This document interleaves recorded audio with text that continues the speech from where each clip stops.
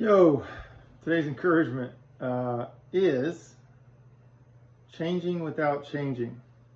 Changing without changing. As with a lot of these encouragements, I'm sensitive to the fact that I may have already provided a similar encouragement, which maybe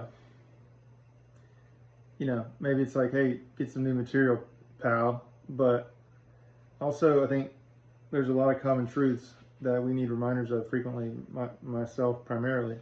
So, if you heard this before, I'm sharing it again. Changing without changing. This is like one of these Captain Obvious things, right? Like, for anything to change, I must change. And it's like, no kidding.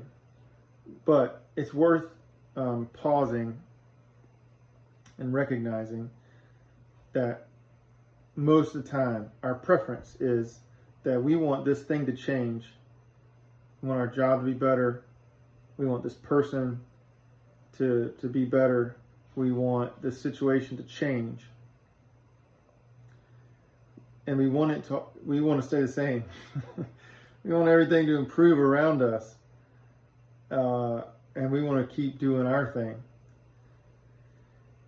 And so my encouragement to you today is to recognize that is probably a fool's errand, and it normally only serves to make more friction, if you will, more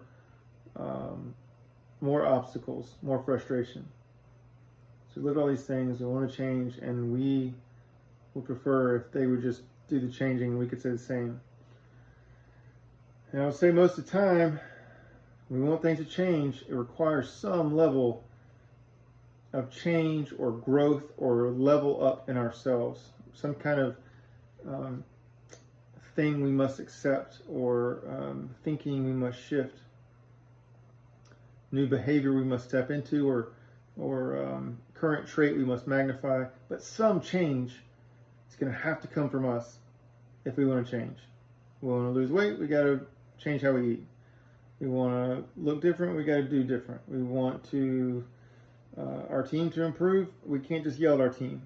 We got to figure out a way to change too. But I'd like for you to be aware, as I have become aware of recently, how often we sort of demand this change or desire this change, and a lot of times the last place we look is us.